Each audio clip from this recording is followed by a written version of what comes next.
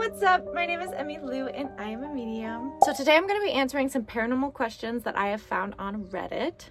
So I'm just going to be answering these questions with the best of my ability and what I know and what I have learned over these past several years of being a medium. I just want you to know that these are my views and my beliefs personally. If you don't agree with me, that's okay. Everybody has their own experiences and their own path that they're meant to follow in this life. I always get so nervous I'm going to offend somebody. Everything's gonna be all right. Sister, tell you how to handle this. I feel like I need to chill out. But hi, hello, if you're new here, it's nice to see ya. This is Good Energy Only Station. What? Okay. And then hi, hello, if you're not new here and you've seen my videos before, thank you, you're a real trooper. Have you seen my Buzz Lightyear video?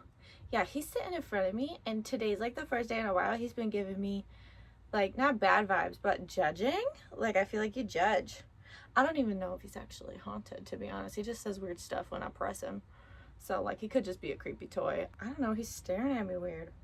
Show some respect, you pieces of shit! It's a toy. It's plastic, Calm down. Sorry, I like to be silly here, but I'm gonna press him. I feel like I need to press the button. So we're gonna press the button and see what he says.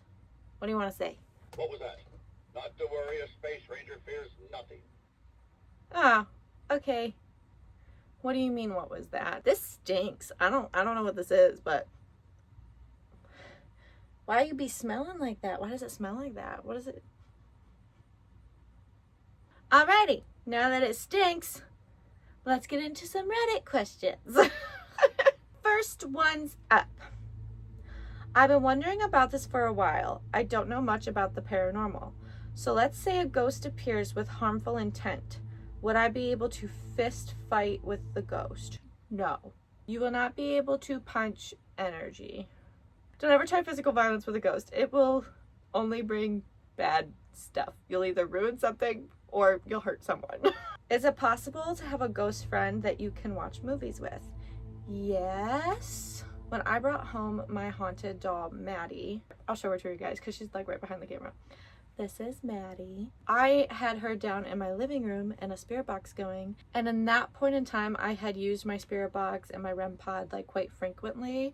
And so when she came into the picture, there was a lot of different activity that was going on. And my spirit box kept asking me to set the doll in front of the TV and kept asking me to turn on the TV and wanted to watch the TV. So yeah, I do think spirits can sit down and enjoy watching TV with you because I've had them ask me. I don't know everything. I don't know how it works, but I have experienced them asking for said TV. So as of right now, I would say yeah. Is it possible to be possessed by a good ghost / demon / whatever that can actually help you with stuff? I believe in possession, kind of, not really. So how do I explain this?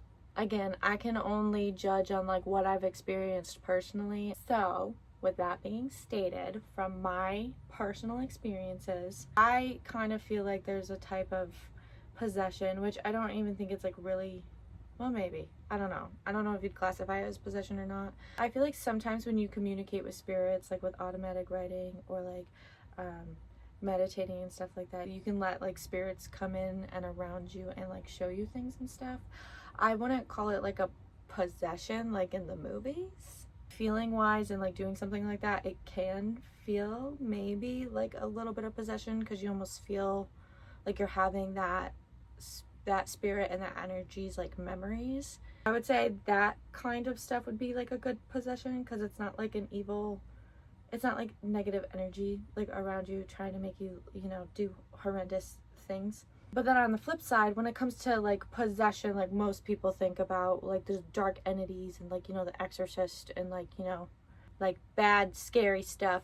I do believe it's real, but not in the sense of what it is portrayed as. I feel like possessions like that usually have to coincide with like drug usage or mental health issues. And I'm not saying like every person that's ever done drugs or like every person that has like a mental issue has like a scary chance of being possessed. That's not the case. It's more or less like being in like that negative state and then having something alternate be able to change the chemistry in your brain to where like you're not fully aware. I don't know if it's fully like you're being actually possessed or if it's the effects of like mental illness, drugs, alcohol, because alcohol can be scary. Okay, have you ever like blacked out and then people tell you do stories and stuff and you don't freaking remember?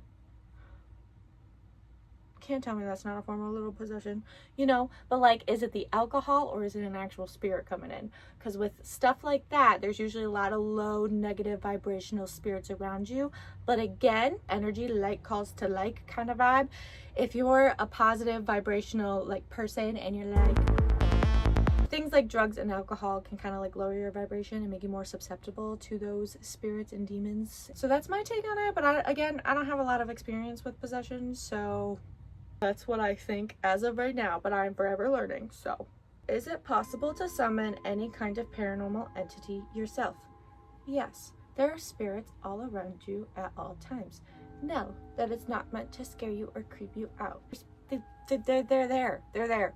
And yes, you can summon an entity yourself by being like, hi, you know? You just have to acknowledge them, that they're there, and talk to them like they are a person, because that's what they are most of the time. Why do people never try and ask ghosts logical, existential questions? For instance, why do paranormal investigators never try and ask a ghost/spirit, what is the afterlife like? Or how does your existence work? Even logical and scientific questions about why they are bound to certain places or why they do what they do. So I have asked these questions before. I think it's because it's like really hard for spirits to like communicate, especially through like technology like a spirit box. Like you only get snippets, so you're not going to get like full-fledged answers. It's easier to communicate with spirits using yourself. You're always going to be the best divination tool you got. I have asked spirits these questions, and from what I have personally been told is like time does not exist there. So they're kind of in a space like time traveling. Oh, I sound so crazy, but I'm just conveying. It's kind of like they can almost like choose a person and go to any kind of part of their life. They can relive parts of their life. They can observe and like see things. I've had spirits say like they're walking around my house as how it looks like now, but then other times it'll look like back when the house was like first built to them, but like I'll be there. It's very strange. They kind of have control over this, but sometimes I feel like spirits kind of get swept up in the moment. So they can see things as we do. They can also see like energy a lot more. Like I feel like it's a lot brighter. I've had spirits like compare me to like light. Like I almost look like light to them. I've also had spirits be like they can literally do whatever they want. So a spirit could be like actively communicating with me and actively communicating with like 10 other different people almost at like the same time, because time doesn't exist to them. I feel like you can't explain it in words. Like I don't even know how to explain it, but like that's how it's been shown and explained to me. I get nervous to answer these kind of questions because they're so like, I feel like a little controversial, and like people believe a bunch of different things. Again, this is just from my experiences as a medium and what I've been told and what I've experienced over the past 7 years. 8-ish years, 7-8 years, a while. I was wondering if it's possible to invite a spirit trapped in a certain place into an object so it will no longer be bound to that certain place, and so that you can bring that spirit to anywhere you go. So I have done this. I actually have a video on this with my haunted doll Marie, or Macy. Her name was Macy and then I was corrected to Marie, so if you go watch my old videos, that's why her name changed. But I do want to be very clear that spirits are not trapped in one spot. Usually it's just like a place where their energy was, where they were alive, or it's a place where they just kind of feel comforted and they like. And you can't like just like make them possess an inanimate object. Like it's not like that. It's like an offering. Like you give them something and then that thing is associated with them. That's kind of like how I did that with Marie. Marie was a spirit that lived in my house when I moved in here, and I kept noticing her in my basement, very low vibration. And when I brought home my very first haunted doll, Elizabeth, I noticed that spirit in my basement was very interested in the dolly because she's a young little girl too. And I just felt whenever I I was around her that she really liked the doll. So I went on a mission and I found a little porcelain dolly that I thought looked like her, and I offered it to her, and I was like, hey, I know you like Elizabeth's doll so much. I was like, here's a dolly that I think looks like you. This is for you. And then ever since I have done that, there's been a lot of activity with Marie around that doll. Again, I don't think it's like a possession to like live inside of an inanimate object, or rather that there's like energy around an object of either something that they had while they were alive or something that you intentionally gave to them. Also, just to some commenters out there telling me that like Elizabeth and Maria Maddie are demons, they are not. They are not. They are sweet girls. They don't do anything creepy. There's nothing spooky in my house at all. My house is filled with love and light. People come in here and be like, oh my gosh, your house is so energetically pleasing and loving, and I feel like I could just fall asleep here whenever I'm here. Yeah, because I keep positive spirits. There are no demons here. I don't even really believe in demons. So, knock it off. Stop calling my girls evil. They are not. Just because they spook you out does not mean they're trying to be mean. Will you give me a break one time? For those here that are clairvoyant and sensitive to the paranormal, is it possible for you guys to get overwhelmed?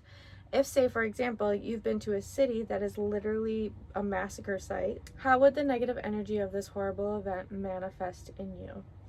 I have been overwhelmed by stuff like that. I get emotional. I get very sad because I can like feel the energy and like all the death that like happened in that place. I cry. That's how it manifests in me. I just start crying because I feel so bad. Just kind of have to ground yourself. I kind of just have to remind myself that those feelings and emotions that I am feeling are not mine, and just take deep breaths and go about my day. When ghosts appear or make a noise, is it their intention to be noticed? Like if nobody is home, do ghosts physically appear, or do they show up 100% knowing they'll be seen? Is it their intention to completely freak people out even if they walk across a hallway? No. Sometimes ghosts aren't even like aware of you. I'd say most of the time spirits' intentions are not to scare you at all. Sometimes they're not even like fully aware. Most of the time ghosties are just kind of misunderstood. And I say this a lot on my channel. If you're an asshole in life, you're an asshole when you're dead. Just like going out in public, somebody could be a jerk to you. But the good news is that you are a spiritual being yourself.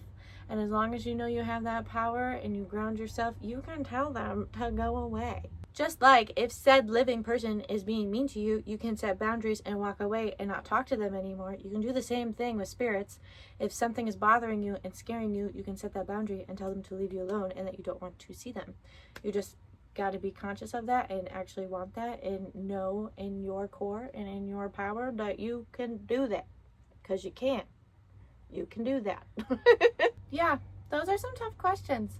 So again, just from my experiences, I do not know everything. I am a forever learning being. So yeah, I'm going to end the video there. I hope you guys enjoyed just kind of chilling with me today. And I'm sending you all the love and light. And I hope you have a wonderful whenever this video reaches you. And yeah, I love you guys. Bye.